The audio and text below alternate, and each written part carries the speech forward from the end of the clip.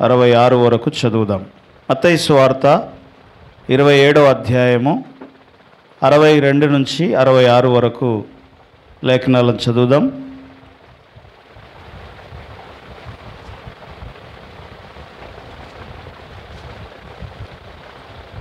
హల్లెలూయా.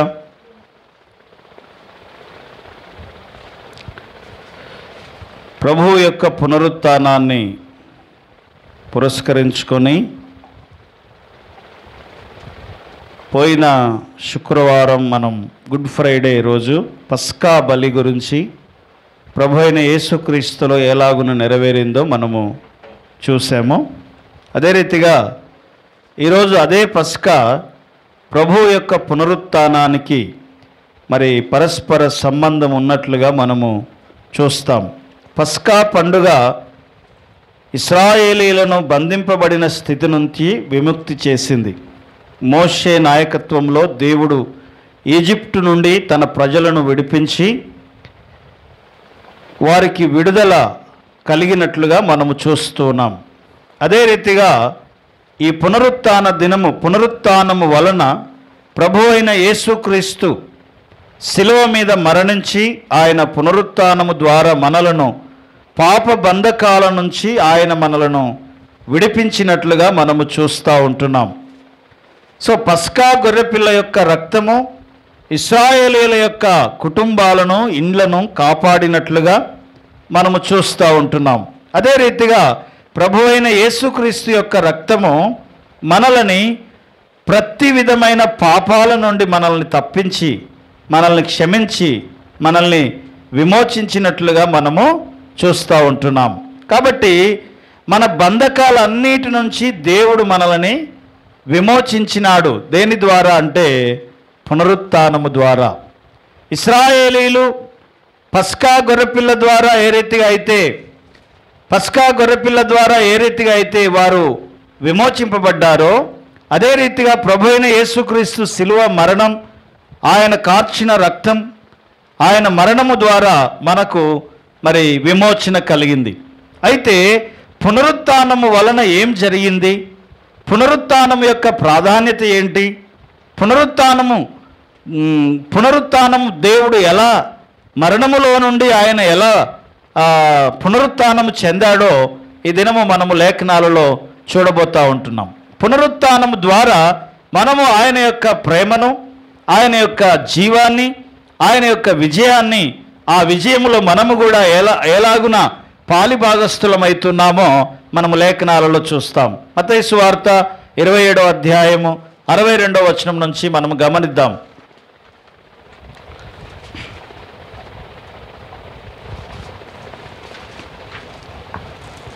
చదవండి. మత్తయి సువార్త 27:62 నుంచి. మరునాడు అనగా సిద్ధపరచు దినమునకు మరుసటి దినమున ప్రధాన యాజకులను పరిసయ్యులను పిలాతునొద్దకు కూడి వచ్చి, అయ్యా, ఆ వంచకుడు సజీవుడై ఉండినప్పుడు 3 దినములైన తరువాత నేను లేచెదనని చెప్పినది మాకు జ్ఞాపకమున్నది. కాబట్టి 3వ దినము వరకు సమాధి భద్రము చేయు నాజ్ఞాపించుము. వాని శిష్యులు వచ్చి వానిని ఎత్తుకొని పోయి ఆయన మృతులలో నుండి లేచెనని ప్రజలతో చెప్పుదురేమో. అప్పుడు మొదటి వంచన కంటే కడపటి వంచన మరి చెడ్డదై యుండునని చెప్పిరి. అందుకు పీలాతు, కావలి వారు ఉన్నారు కదా, మీరు వెళ్ళి మీ చేతనైనంత మట్టుకు సమాధిని భద్రము చేయుడని వారితో చెప్పాను. వారు వెళ్ళి కావలి వారిని కూడా ఉంచుకొని రాతికి ముద్ర వేసి సమాధి భద్రము చేసిరి. చాలు. సో ఈ భాగాన్ని మనము ఈ దినము ధ్యానం చేస్తాము. ప్రభువు అయినటువంటి యేసుక్రీస్తు వారు మరణము నుంచి ఆయన ఎలాగున లేపబడినాడు. అసలు మరణము నుంచి లేవడం అనేది ఒక అద్భుతం, ఒక ఆశ్చర్యం. ఎందుకంటే భూమి మీద ఏ ప్రాణి అయినా ఏ మనిషి అయినా చనిపోయినాడంటే ఇక లేవడం చాలా కష్టం. కానీ ప్రభు అయిన యేసుక్రీస్తు ఆయన ఈ భూమి మీద జీవించిన కాలంలో చనిపోయిన వారిని లేపినాడు. ఆయన యాయిరు కుమార్తె చనిపోయినది, ఆమెను లేపినాడు. లాజరు 3 దినములు సమాధిలో ఉన్నప్పుడు ఆయనను ప్రభువైన యేసు ఏం చేసినాడు? లాజరును 3 దినముల తర్వాత ఆయన లేపినాడు. సో కాబట్టి మరణములో నుండి ఆయన లేపినాడు. ఆయనకు భూమి మీద, మరణం మీద, పాతాళ లోకం మీద ఆయనకు అధికారము ఉన్నది. హల్లెలూయా, హల్లెలూయా. సో కాబట్టి మన పస్కా గొర్రెపిల్ల అయిన క్రీస్తు ద్వారా మనకు పాప క్షమాపణ కలిగింది. అయితే ఆ పాప క్షమాపణ కలిగిన తరువాత మనము మృతులలో నుండి లేకపోతే ఎలాగున లేపబడాలి అనే విషయము ఆయన పునరుత్థానం ద్వారా మనము తెలుసుకుంటాం. ఎందుకంటే యోహాను సువార్త 1వ అధ్యాయము 25వ వచనంలో మనము చూస్తాము. యోహాను సువార్త 1వ అధ్యాయం 25వ వచనంలో లాజరును లేపిన సందర్భంలో మార్తతోటి ఆయన చెలవిస్తున్నటువంటి మాట మనం ఇక్కడ గమనిస్తాం. పునరుత్థానమును జీవమును నేనే, నాయందు విశ్వాసముంచువాడు చనిపోయినను బ్రతుకును అంటాడు. పునరుత్థానమును జీవమును నేనే అంటాడు. సో కాబట్టి ఆయనే పునరుత్థానమై ఉన్నాడు, ఆయనే జీవమై ఉన్నాడు. కాబట్టి చనిపోయిన అనేకులను ఆయన లేపినాడు, చనిపోయిన అనేకులను లేపినాడు. దానికి రుజువులు మన కళ్ళ ముందు కనబడుతూ ఉంటున్నాయి. అందుకనే ప్రకటన గ్రంథం 1వ అధ్యాయం 18వ వచనంలో మనం చూస్తాము. ప్రకటన గ్రంథం 1వ అధ్యాయం 18వ వచనంలో, మొదటివాడను నేనే, కడపటివాడను, జీవించువాడను నేనే, మృతుడనైతిని గాని ఇదిగో యుగయుగములు సజీవుడనై ఉన్నాను, మరియు మరణము యొక్కయు పాతాళ లోకము యొక్కయు తాళపు చెవులు నా స్వాధీనములో ఉన్నవి అంటున్నాడు. సో కాబట్టి ఆయనే మొదటివాడు, ఆయనే కడపటివాడు, ఆయనే జీవించువాడు. ఇదిగో మృతుడయ్యాడు కానీ ఆయన ఏమైనాడట? యుగ యుగములకు సజీవుడైనటువంటి దేవుడు ఆయన. ఈ మాట నేను ప్రభువునందు విశ్వాసం ఉంచిన తర్వాత దేవుని పరిచర్యకు రావడానికి ఈ లేఖన భాగమే నాకు ఆధారము.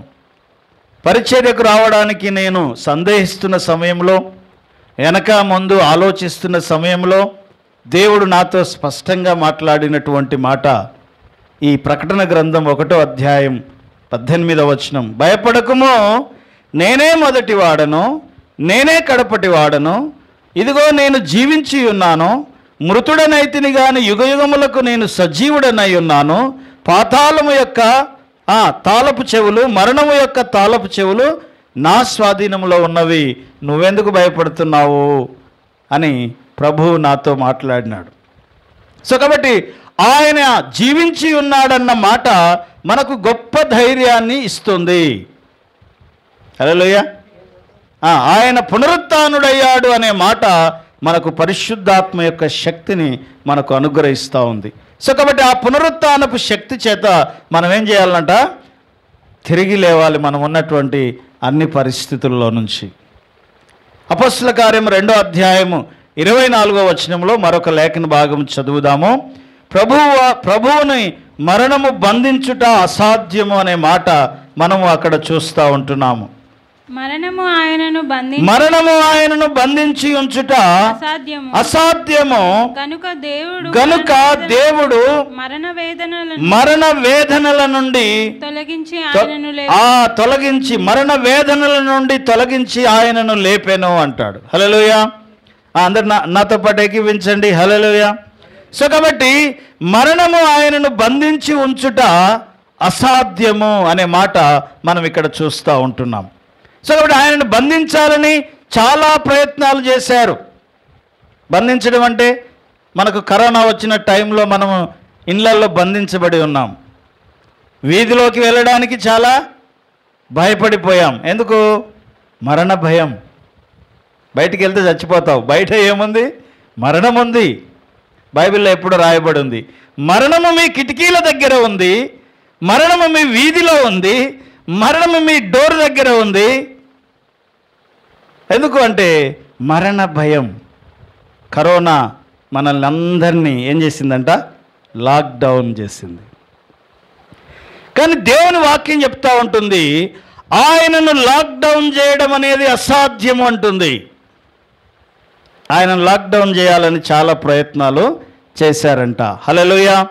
సో కాబట్టి ఆయన బంధింపలేని వ్యక్తి. ఆయనను బంధించలేం మనము. ఆయనను చాలాసార్లు లాక్ చేయాలని ట్రై చేశారు. వ్యభిచారంలో పట్టుబడిన స్త్రీ వచ్చినప్పుడు ఆమెను తీసుకొని వచ్చి ఆయన ముందు నిలబెట్టి, ధర్మశాస్త్ర ప్రకారం ఈమెని రాళ్లతో కొట్టి చంపాలి, బోధకుడా నువ్వు ఈమెని రాళ్లతో కొట్టి చంపమంటావా వద్దంటావా? వద్దన్నా రాళ్ళు ఆయన మీద పడతాయి, వద్దంటేనేమో రాళ్ళు, ధర్మశాస్త్ర ప్రకారం ఆమెను రాళ్లతో కొట్టి చంపంటేనేమో రాళ్ళు ఆమె మీద వేస్తాము. ఒకవేళ కొట్టద్దు అన్నాడు అనుకో, ధర్మశాస్త్రాన్ని మీరుతున్నాడు కాబట్టి ఆయన మీద రాళ్ళు వేద్దామని చెప్పి ఆయనని లాక్ చేయాలని చూశారు. కానీ ఆయన ఇంకొక విషయం చెప్పాడు, మీలో పాపము చేయని వాడు మొదటి రాయి ఆమె మీద వేయండి అన్నాడు. ఆయనను బంధించాలనుకున్నారు, ఆయనను లాక్ చేయాలనుకున్నారు, ఆయన ఇరుకున పెట్టాలనుకున్నారు, కానీ ఆయనని పెట్టలేకపోయారు. హల్లెలూయా. అదే రీతిగా యేసు ప్రభు వారు జన్మించినప్పుడు ఆయనని బంధించాలనుకున్నాడు హేరోదు రాజు. ఏమనుకున్నాడు హేరోదు రాజు? ఏమనుకున్నాడు? 2 సంవత్సరాల పిల్లలందరినీ చంపేయండి అన్నాడు. యూదుల రాజుగా పుట్టినవాడు ఉన్నాడట, చంపేయండి అన్నాడు. ఆయనను చంపేయాలని, ఆయనను బంధించాలని హేరోదు రాజు ప్రయత్నం చేశాడు, కానీ ఆయనను బంధించలేకపోయాడు. మరణము ఆయనను బంధించుట అసాధ్యము అనే మాట మనం ఇక్కడ చూస్తున్నాం. కాబట్టి ఆయన ఈ లోకంలో ఉన్నప్పుడు చాలాసార్లు ఆయనను బంధించడానికి ప్రయత్నాలు చేశారు, ఆయనను బంధించలేకపోయారు. మత్తయి సువార్త 4వ అధ్యాయం 1వ వచనంలో మనం చూస్తాం, 40 దినాలు ఆయన ఉపవాసం ఉన్నప్పుడు అపవాది అయిన సాతాను ఆయన యొద్దకు వచ్చి ఆయనను అనేక రకాలుగా ఏం చేసిందంట? లాక్ చేయడానికి ప్రయత్నం చేసింది. అనేక రకాలుగా ఆయనను బంధించడానికి ప్రయత్నం చేసింది. 4:1 అప్పుడు యేసు అపవాది చేత శోధింపబడుటకు ఆత్మ వలన అరణ్యమునకు కొనిపోబడెను. 40 దినములు 40 రాత్రులు. చాలు. సో కాబట్టి అపవాది కూడా ప్రయత్నం చేశాడంట యేసయ్యను బంధించాలని. అయితే దేవుని లేఖనాలను ఎత్తి చెప్పి ఆయన వాడి యొక్క బంధకాలలో పడలేదు ఆయన. హల్లెలూయా. సో కాబట్టి ఆయన లాక్డౌన్ చేయాలని చాలాసార్లు ప్రయత్నము చేశారు, చాలాసార్లు ప్రయత్నం చేశారు, కానీ ఆయనను లాక్ చేయలేకపోయారు అనే మాట మనం చూస్తూ ఉన్నాం. పిలాతు కూడా యేసుని కొరడాలతో కొట్టించాడు, పిడిగుద్దులు గుద్దారు, ఏమంటారు ముళ్ళ కిరీటం పెట్టారు, అవమానపరిచారు, ఉమ్మి వేశారు మీద. ఆ రకంగా ఆయనను లాక్ చేయాలనుకున్నారు. ఒకటి తక్కువ 40 దెబ్బలు ఆయన కొరడా దెబ్బలు కొట్టబడినవి ఆయనకి. అలా కొట్టి ఆయనను లాక్ చేయాలనుకున్నారు, కానీ వారు ఆయనను లాక్ చేయలేకపోయారనే మాట మనము చూస్తూ ఉంటున్నాం. సో కాబట్టి మరణము ఆయనను బంధించుట అసాధ్యము అనే మాట మనము చూస్తూ ఉంటున్నాం. పిలాతు యేసయ్యను అడుగుతాడు. 19వ అధ్యాయం 10వ వచనం చూడండి. యోహాను సువార్త 19వ అధ్యాయం 10వ వచనం. నిన్ను విడిపించుటకు, నిన్ను శిక్షించుటకు నాకు అధికారం ఉన్నది అని చెప్పి పిలాతు యేసుతో అంటున్నాడు. గనుక పిలాతు నాతో మాట్లాడవా? నిన్ను విడుదల చేయుటకు నాకు అధికారము కలదనియు, నిన్ను సిలువ వేయుటకు నాకు అధికారము కలదనియు నిన్ను విడుదల చేయుటకు, నిన్ను సిలువ వేయుటకు నాకు అధికారము కలదు అని చెప్పి పిలాతు యేసయ్యతో అంటున్నాడట.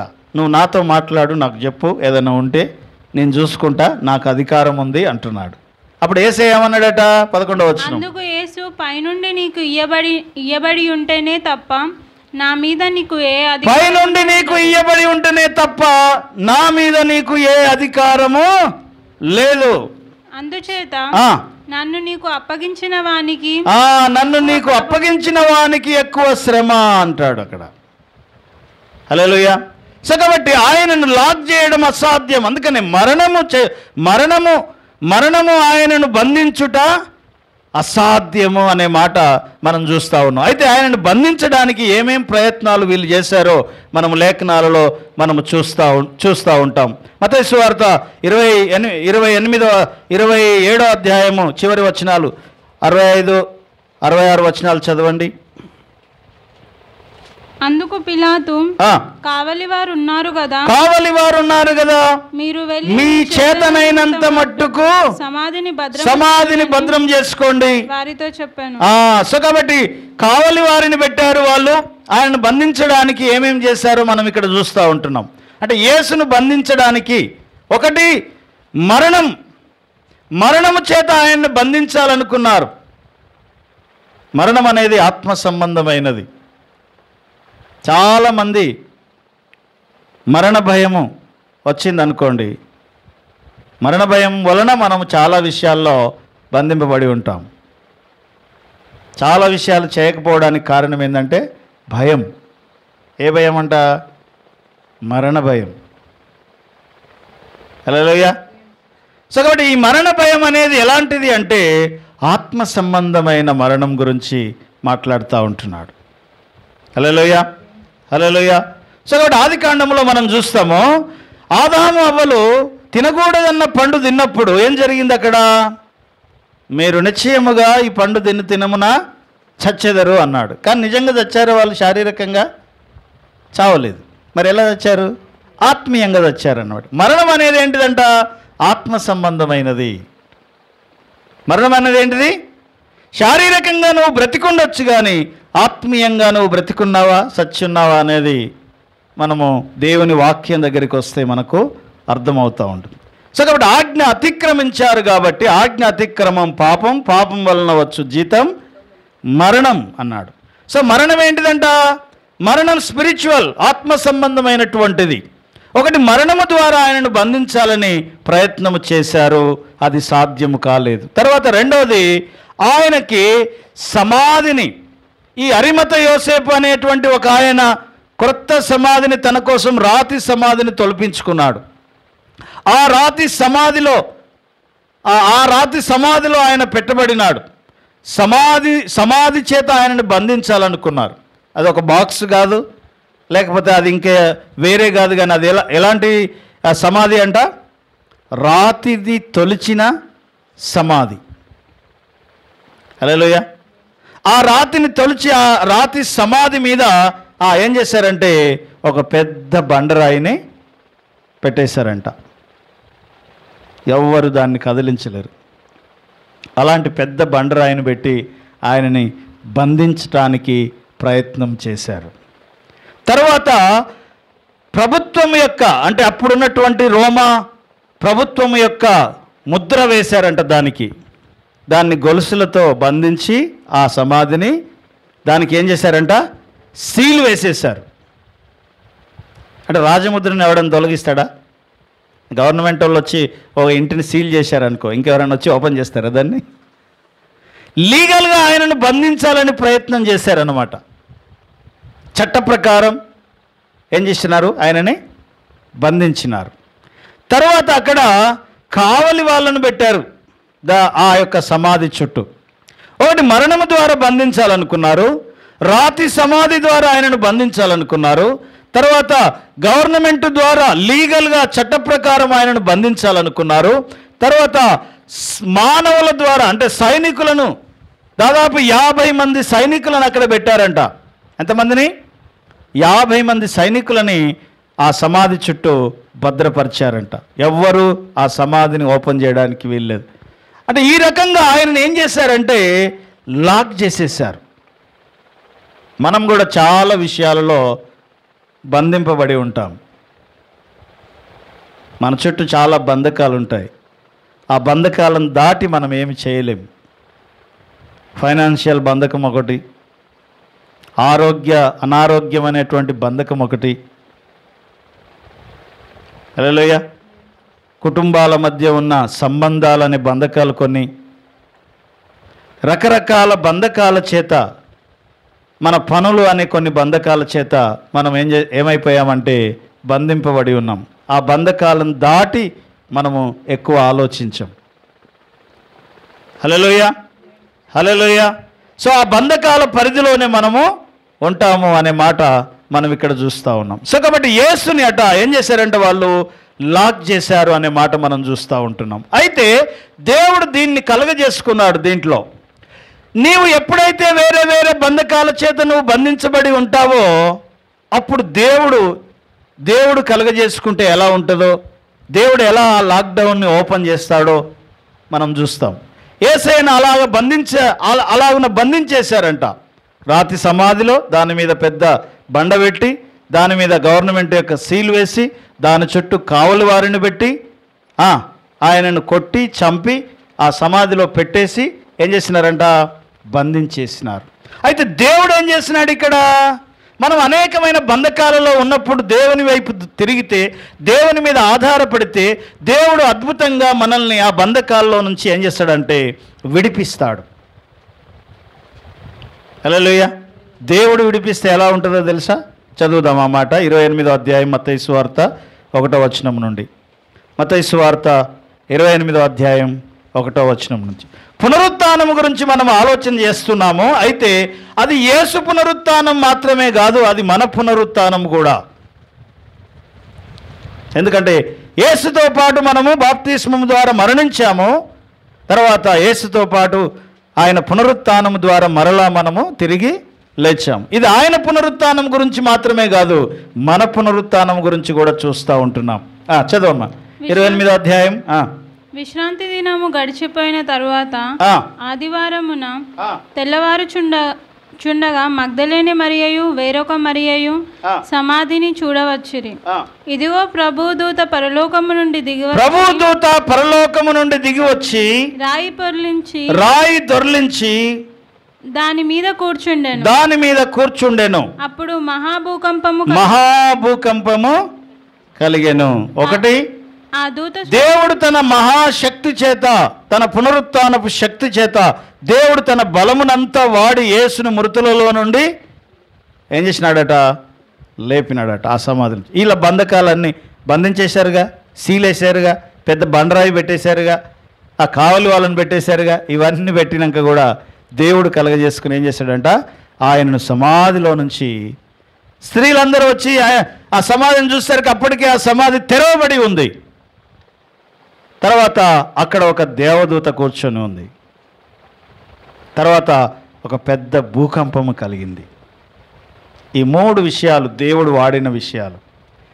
దేవుడు ఒక వ్యక్తిని ఏదైనా బంధకములో నుంచి విమోచించాలంటే మొదట దేవుడు తనకున్న శక్తిని వాడుతాడు, తర్వాత ఆయన యొక్క దూతల్ని వాడుతాడు, తర్వాత అవసరమైతే ఏం చేస్తాడట? భూకంపాలు కలగజేస్తాడు. చూద్దాం ఆ మాట. అయితే దేవుడు తన శక్తి చేత ఆయన యొక్క విమోచనలో, ఆయన యొక్క తిరిగి లేవడంలో, ఆయన పునరుత్థానములో 3 పాత్ర కనబడుతుంది. ఒకటి పరిశుద్ధాత్మ దేవుని పాత్ర, తండ్రి అయిన దేవుని పాత్ర, ప్రభువైన యేసుక్రీస్తు యొక్క పాత్ర కూడా మనం అక్కడ చూస్తాం.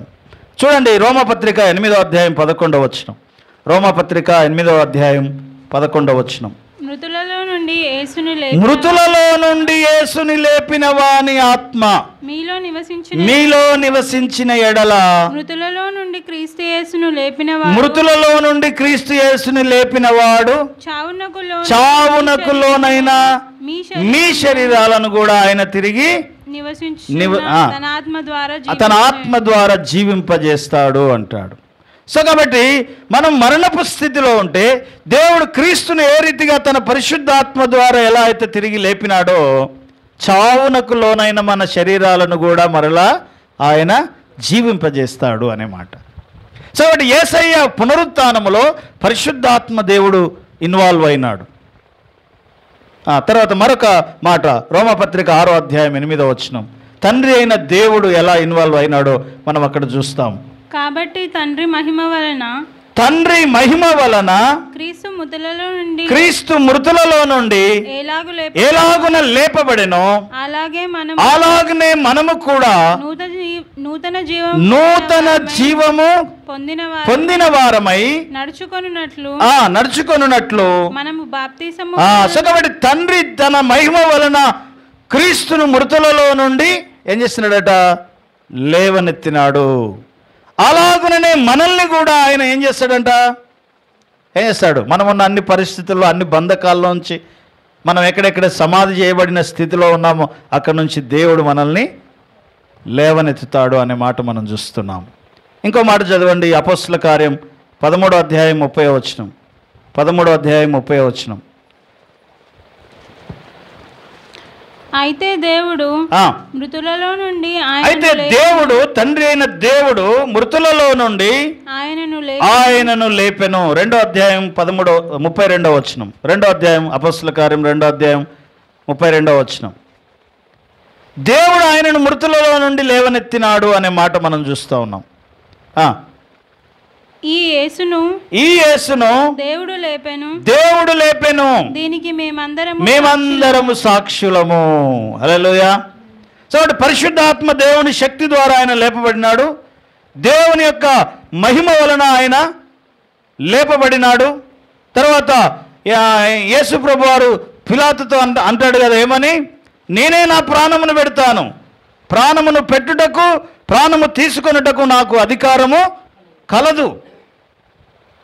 నీ అధికారం నా దగ్గర ఏమీ పనిచేయదు, పైవాడు నీకు అధికారం ఇస్తే తప్ప. నేను నా ప్రాణమును నేనే పెడతాను, పెట్టుటకు అధికారము గలదు, తీసుకొనుటకు అధికారం గలదు. ఎందుకంటే మనం చదివాం కదా ప్రకటన గ్రంథం 1వ అధ్యాయం 18వ వచనంలో, మరణము యొక్క పాతాళ లోకము యొక్క తాళపు చెవులు నా స్వాధీనంలో ఉన్నవి అంటాడు. కాబట్టి పెట్టడానికి ఆయనకు అధికారం ఉంది, తీసుకోవడానికి అధికారం ఉంది. కాబట్టి ఆయన పునరుత్థానంలో ముగ్గురు ఇన్వాల్వ్ అయినారన్నమాట. ఒకరు పరిశుద్ధాత్మ దేవుడు, ఒకరు తండ్రి అయినటువంటి దేవుడు, ఒకరు ప్రభు అయిన యేసుక్రీస్తు. హల్లెలూయా. సో కాబట్టి ఎవరైతే క్రీస్తు యేసునందు విశ్వాసం ఉంచుతారో, ఏ ఆత్మచేత ఆయన పునరుత్థానుడుగా తిరిగి లేచినాడో అదే ఆత్మచేత దేవుడు మనల్ని కూడా పునరుత్థాన పరుస్తాడు అనే మాట మనం ఇక్కడ చూస్తూ ఉంటున్నాం. మరొక లేఖన భాగం చదువుదాము. మన పునరుత్థానము ఎలాగున జరిగింది అనే విషయాన్ని మనం గమనిస్తాం. చదవండి. మత్తయి సువార్త 28వ అధ్యాయం 2వ వచనం.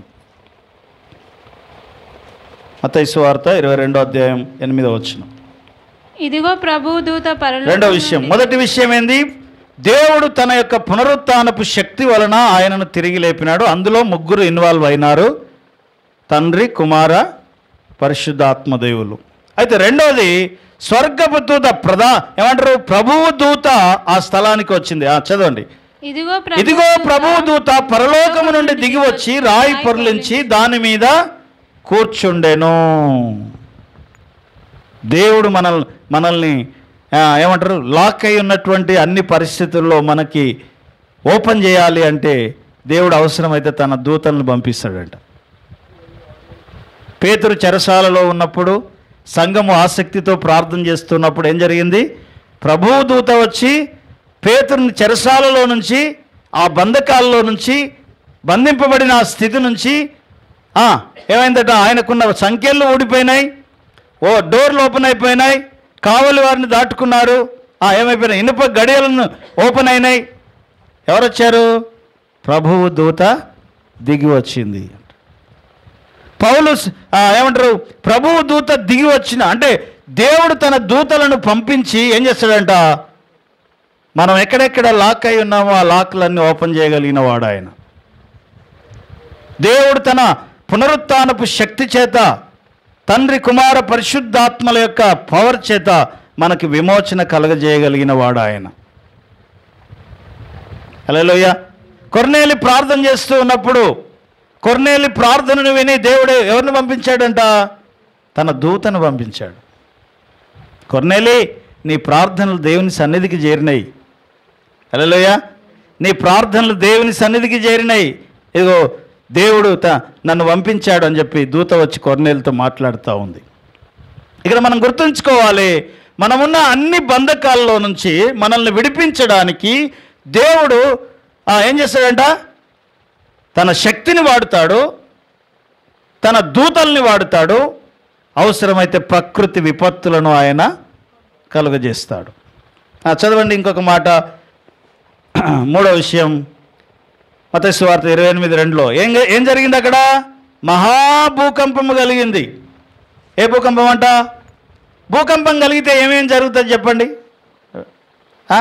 భూమి కదులుతుంది, ఇంకా చెట్లు కూలిపోతాయి, ఆస్తి నష్టం, ఇండ్లు కూలిపోతాయి, ఆస్తి నష్టం, తర్వాత ప్రాణ నష్టం.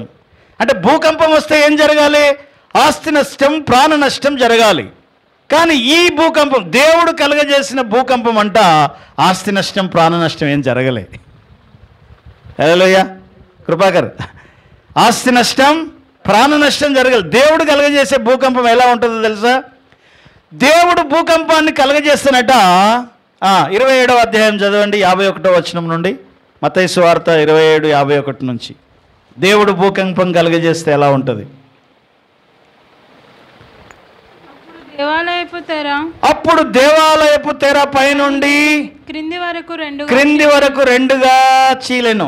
భూమి వణికెను, బండలు బద్దలాయెను, సమాధులు తెరవబడెను. నిద్రించిన అనేక మంది పరిశుద్ధులు శరీరములు ధరించి లేచెను. వారు సమాధిలో నుండి బయటికి వచ్చిరి. దేవుడు భూకంపం కలగజేస్తే ఏం జరుగుతుంది తెలుసా? ఏం జరుగుతుంది? సమాధులు తెరవబడతాయి. దేవుడు కలగజేసే భూకంపం వలన బంధకాలు ఊడిపోతాయి. పౌలు శిలలట బంధించబడి ఉన్నప్పుడు ఏమంటారు, క్రింది చెరసాలలో ఉన్నప్పుడు వాళ్ళు బంధించబడి సంఖ్యల చేత కాళ్ళకి చేతులకి ఏమంటారు బంధకాలు ఉన్నప్పుడు అక్కడ ఒక భూకంపం కలిగింది. అప్పుడు వాళ్ళు పాటలు పాడుతూ ప్రభుని స్తుతిస్తూ ఉంటే ఆ భూకంపం కలిగినప్పుడు ఏం జరిగింది? వాళ్ళ బంధకాలు ఊడిపోయినాయి, డోర్స్ ఓపెన్ అయినాయి, వాళ్ళ బంధకాలు ఊడిపోయినాయి. అంటే దేవుడు భూకంపం కలిగజేస్తే ఏం జరుగుతుంది? అవసరమైతే బంధకాలు ఊడిపోతాయి, అవసరమైతే సమాధులు తెరవబడతాయి, ఇంకా డోర్స్ ఓపెన్ అయిపోతాయి. దేవుడు కలగజేసే భూకంపం ఎలా ఉంటుంది అంటే, సమాధి రాయి ఏమైంది? ఆ పెద్ద బండ పెట్టారు కదా సమాధి మీద, ఏం పెట్టారు? పెద్ద ఎవరు కదిలించలేని బండ పెట్టారు కదా, ఆ బండ తొలగిపోయింది. ఎందుకు తొలగించాడు దేవుడు ఆ సమాధి బండని? ఆల్రెడీ ఆయన లేచిపోయాడు కదా, వెళ్ళిపోయాడు కదా. వెళ్ళిపోయిన తర్వాత ఇంకా అది తెరవాల్సిన అవసరం ఏముంది? ఎందుకు తెరిచాడంటే, దేవుడు మృతులలో నుండి ఆయనను ఎలాగున లేపినాడో అది మనకు చూపించడం కోసము ఆ యొక్క దాని మీద ఉన్న బండ తెరవబడింది. ఆ బండ పక్కకు దొర్లించబడింది అంటాడు. బండ దొర్లించబడుట అనేది పితరులకు చేయబడిన వాగ్దానము. హల్లెలూయా, హల్లెలూయా. ఏ వాగ్దానం? అబ్రహాముకు దేవుడు వాగ్దానం చేశాడు. మోషే ఏమంటారు, పర్వతం ఎక్కి చూసిన వాగ్దత్త దేశం ఏం చూశారు వాళ్ళంతా? సమాధి బండ దొర్లించబడుట చూశారు అనే మాట మనకు అక్కడ కనబడుతుంది. హల్లెలూయా, హల్లెలూయా. ఎందుకు దొర్లించాడంట? దేవుడు మనకు ఏం చేశాడో దానిని మనము గ్రహించడానికి దేవుడట ఏం చేశాడు? ఆ రాయి దొర్లించాడు. సో కాబట్టి దేవుడు భూకంపం కలుగజేస్తే ఏం జరుగుతుంది? మామూలుగా ప్రకృతి పరంగా వచ్చే భూకంపం అయితే ఆస్తి నష్టం, ప్రాణ నష్టం కలుగజేస్తుంది. కానీ దేవుడు భూకంపం కలుగజేస్తే బంధకాలు ఊడిపోతాయి. నువ్వు ఏ బంధకాలలో ఉన్నావో ఆ బంధకాల నుంచి నీకు విడుదల కలుగుతుంది. ఇంకా ఏమవుతుందంటే, చచ్చిన శవాలు లేచి శరీరం ధరించుకొని బయటకు వచ్చేస్తాయంట సమాధుల్లో నుంచి. సమాధులు తెరవబడతాయి దేవుడు భూకంపం కలుగజేస్తే. ఏజ్కేల్ గ్రంథంలో మనం చూస్తాము 37వ అధ్యాయం 10వ వచనం. ఏజ్కేల్ గ్రంథం 37వ అధ్యాయం 10వ వచనం. ఆయన నాకు ఆజ్ఞాపించినట్లు నేను ప్రవచింపగా జీవాత్మ వారిలోనికి వచ్చెను. వారు సజీవులై లేచి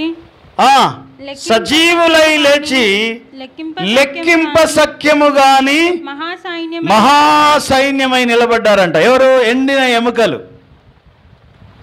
ఎముకలు ఏమైపోయినారట? మహాసైన్యమై నిలబడ్డారు, సజీవులైనారు. హల్లెలూయా. దేవుడు భూకంపం కలగజేస్తే నీ ఎండిన స్థితి జీవం పోసుకుంటుంది. నువ్వు ఏ స్థలాల్లో ఏ పరిస్థితుల్లో నువ్వు ఎండిపోయినట్టుగా ఉన్నావో ప్రవక్త అడుగుతాడు, ప్రభువా ఈ ఎండిన ఎముకలు జీవం పొందగలవా? సాధ్యమేనా? చెల్లా చెదరుగా పడి ఉన్నటువంటి ఈ ఎముకలు బ్రతుకుతాయా అంటే, నువ్వు వాటి మీద ప్రవచించు, అవి బ్రతుకుతాయి అంటాడు. హల్లెలూయా. గడగడ గడగడ శబ్దముతో అవన్నీ కూడా ఏమైపోయాయంట? జీవం పోసుకొని మహాసైన్యమై నిలబడ్డది అనే మాట మనం అక్కడ చూస్తూ ఉంటున్నాం.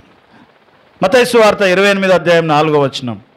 తర్వాత 4వ విషయం మనం చూస్తాము. అక్కడ కావలి వారిని పెట్టారు ఆ సమాధి చుట్టూ. ఎవరిని పెట్టారు? కావలివారు. ఆ కావలివారు అన్న దగ్గర ఒకలో ఇద్దరినో పెట్టలేదు. దానికి పిలాతు ఏమన్నాడు? మీ చేతనైనంత మట్టుకు వెళ్ళి బంధించుకోండి అన్నాడు. పిలాతు ఏమన్నాడు?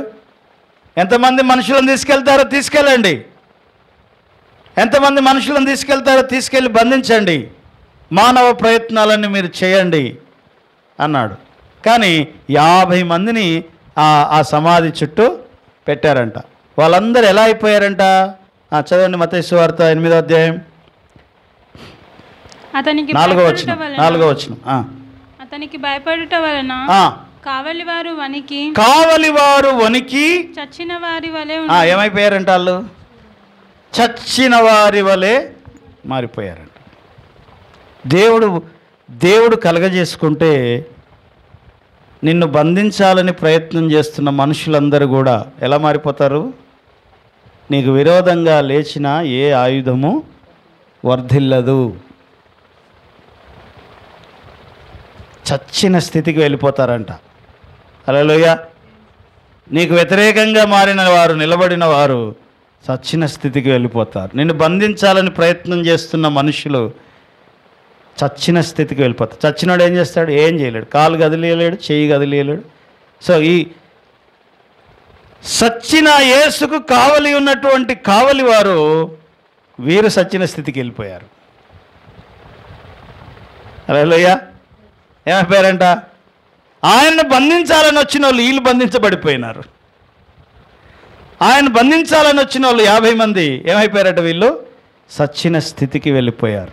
సో కాబట్టి యేసు పునరుత్థానము, ఆ పునరుత్థానం ఆయనది కాదు, ఆయనతో పాటు ఉన్న మనది.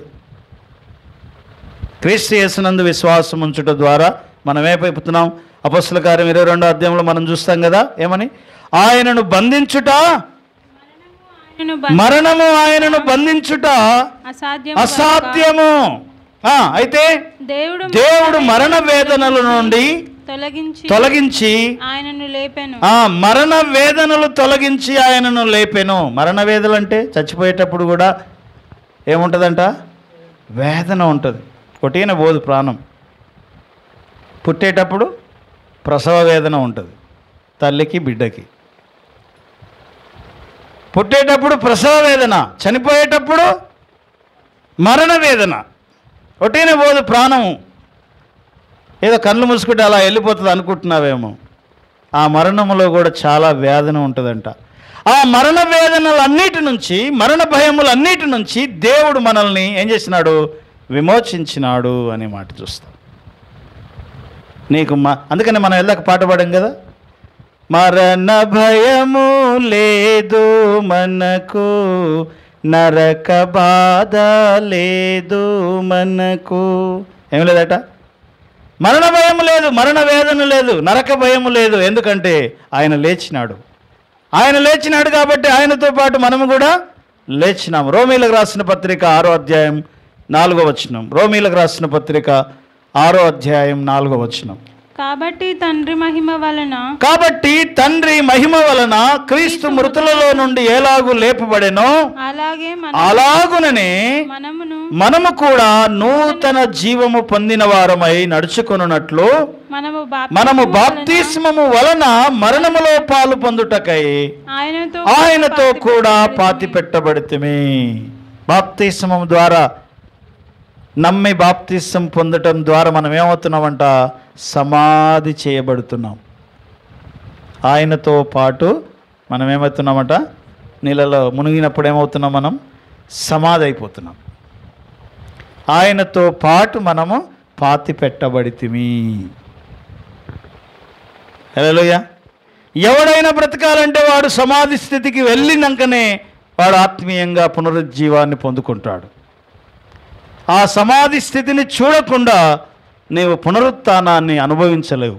పునరుత్థానపు శక్తిని నువ్వు అనుభవించాలంటే ఏం చేయాలి? నువ్వు ఆయన మరణములో నీవు పాలివాడు అయిపోవాలి. హల్లెలూయా. సో కాబట్టి ఆయన మరణము కాదు, ఆయనతో పాటు మనము కూడా ఏమవుతున్నామట? అపరాధముల చేత పాపముల చేత చచ్చిన వారమై ఉండగా ఎఫెసీ పత్రిక 2వ అధ్యాయం 7వ వచనం. ఎఫెసీలకు రాసిన పత్రిక 2వ అధ్యాయం 7వ వచనం.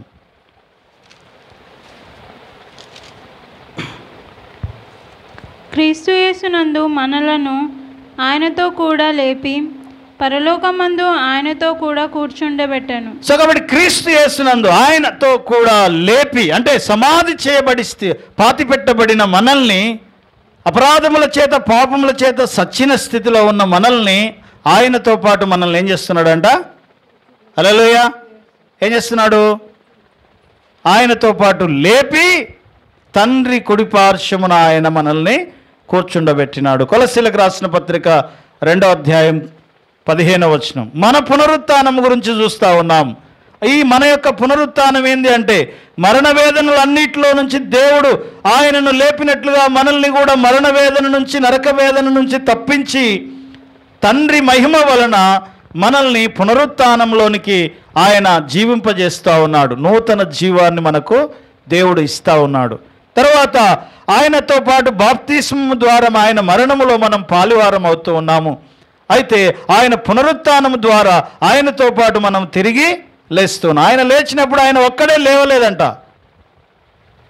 ఆయన లేచినప్పుడు ఆయన ఒక్కడే లేవలే, ఆయనతో పాటు అనేకులను పునరుత్థానపరిచినాడు. ఆ పునరుత్థానములో మనం కూడా ఉన్నాం. హల్లెలూయా. చదవండి కొలస్సీ పత్రిక 2వ అధ్యాయం 15వ వచనం. మరియు అపరాధము వలనను శరీరమందు సున్నతి పొందక ఉండుట వలనను మీరు మృతులై ఉండగా దేవుడు వ్రాతరూపకమైన ఆజ్ఞలను మన మీద రుణముగాను మనకు విరోధముగాను ఉండిన పత్రములను మేకులతో సిలువకు కొట్టి దాని మీద చేవ్రాతను తుడిచివేసి మనకు అడ్డము లేకుండా చేసి దానిని ఎత్తివేసి మన అపరాధములను బట్టి క్షమించి ఆయనతో కూడా మిమ్మల్ని జీవింపజేసెను. ఆయన ప్రధానులను అధికారులను నిరాయుధులనుగా చేసి సిలువ చేత జయోత్సాహంగా వారిని పట్టి తెచ్చి బాహాటముగా వేడుకకు కనపరచెను. ఏం చేసినాడంట? నిరాయుధులను చేసినాడు. మనకు విరోధముగా ఉన్న వాటన్నిటిని ఏం చేసినాడట? ఆయన నిరాయుధులనుగా చేసినాడు అనే మాట. సో ఆయన పునరుత్థానం కాదు ఇది, ఆయనతో పాటు మన పునరుత్థానం ఇది. ఎవరు పునరుత్థానం? ఆయనతో పాటు మన పునరుత్థానం అనే మాట మనం చూస్తూ ఉన్నాం. 2వ కొరింథీయులకు రాసిన పత్రిక 2వ అధ్యాయము 14వ వచనంలో పౌలు భక్తుడు సెలవిస్తున్నటువంటి మాటను మనం గమనిద్దాం. మనము మా ద్వారా ప్రతి స్థలమందును క్రీస్తును కూర్చిన జ్ఞానము యొక్క సువాసనను కనపరచుచు ఆయన యందు మమ్మును ఎల్లప్పుడూ విజయోత్సాహముతో ఊరేగించుచున్న దేవునికి స్తోత్రము అంటున్నాడు. కాబట్టి విజయోత్సాహం ఏంటి? విజయోత్సాహం పౌలు యొక్క ప్రయాసం అంతా దేని కొరకు తెలుసా? సమస్తమును పెంటవలే ఎంచాను. సమస్తమును పెంటవలే ఎందుకు ఎంచావయ్యా పౌలు అంటే ఆయన ఏమంటాడో తెలుసా? పునరుత్థానపు శక్తిని నేను పొందవలనని నేను పరిగెత్తుతున్నాను అంటాడు. ఏం పొందాలని? పునరుత్థానపు శక్తిని పొందితే ఏమవుతుంది? మరణములో నుంచి మనము లేపబడతాం, బంధకాల్లో నుంచి మనము లేపబడతాం. మరణమునకు లోనైన నీ శరీరము జీవమును పొందుకొని పునరుత్థానపు స్థితిని అనుభవిస్తుంది అనే మాట మనం చూస్తాం. సో కాబట్టి మృతులలో నుండి యేసుని లేపిన వాని ఆత్మ మీలో నివసించిన ఎడల, మృతులలో నుండి క్రీస్తు యేసుని లేపిన వాడు చావునకు లోనైన మీ శరీరాలను కూడా ఆయన ఏం చేస్తాడట? మీలో నివసించుచున్న ఆత్మ ద్వారా జీవింపజేయును అనే మాట మనం చూస్తూ ఉన్నాం. కాబట్టి మనల్ని ఏది కూడా, యేసును ఏ రీతిగా అయితే మరణము ఆయనను బంధించలేదు, ఆయనను ఏది బంధించలేదు అనే మాట మనం చూస్తూ ఉన్నామో, మనల్ని కూడా ఏది బంధించలేదంట. ఒక్క లేఖన భాగం చదివి మనం ముగించుకుందాం. రోమీయులకు రాసిన పత్రిక 8వ అధ్యాయము 35వ వచనం నుండి చదువుదాం. యేసుని ఎలాగున మరణము బంధించలేకపోయిందో అలాగుననే ఈ లోకంలో మనల్ని కూడా ఏది బంధించలేదు అనే మాట మనం చూస్తాం అక్కడ. క్రీస్తు ప్రేమ నుండి మనలను ఎడబాపు వాడెవడు? శ్రమైనను, బాధైనను, హింసైనను, కరువైనను, వస్త్రహీనతైనను, ఉపద్రవమైనను, ఖడ్గమైనను మనలను ఎడబాపునా, అంటే మనల్ని బంధించునా అన్నట్టు. హల్లెలూయా, హల్లెలూయా. ఇవన్నీ ఏంటంట? మన బంధకాలు. శ్రమ, హింస, కరువు, వస్త్రహీనత, ఇవన్నీ ఏంటి? మన బంధకాలు. వాటిలో బంధించబడిపోతాం. కానీ దేవుని వాక్యం అంటుంది ఏమని? మృతులలో నుండి క్రీస్తుని లేపిన వాని ఆత్మ మీ శరీరములను కూడా జీవింపజేయును గనుక మిమ్మలను ఏది బంధించలేదు. తల ఉంచుదాం, కళ్ళు మూసుకుందాం, ప్రార్థన చేద్దాం. దేవానికి వందనాలు, స్తోత్రములు నాయనా. చావునకు లోనైన మా శరీరాలను మృతులలో నుండి క్రీస్తును లేపిన వాని ఆత్మ ద్వారా మాలో నివసించుచున్న తన పరిశుద్ధాత్మ ద్వారా జీవింపజేయునన్న మాటను బట్టి నీకు స్తోత్రములు చెల్లిస్తున్నాం.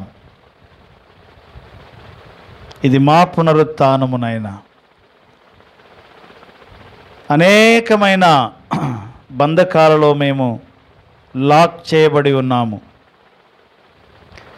క్రీస్తు యేసు పునరుత్థానపు శక్తి ద్వారా వాటన్నిటిలోంచి మేము విడుదల పొందుదుముగాక.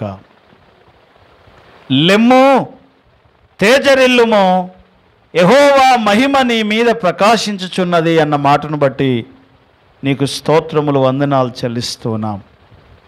మేమున్న స్థితిలో నుంచి లేచి మేము తేజరిల్లడానికి నీ కృప దయచేయండి. సమాధి స్థితి నుంచి మమ్మల్ని విమోచించండి. మహాసైన్యమై మేము నిలబడినట్లుగా మీ జీవము దయచేయమని ప్రార్థన చేస్తూ ఉన్నాం. చావునకు లోనైన మా శరీరాలను మాలో నివసించుచున్న నీ ఆత్మ ద్వారా బ్రతికించుమని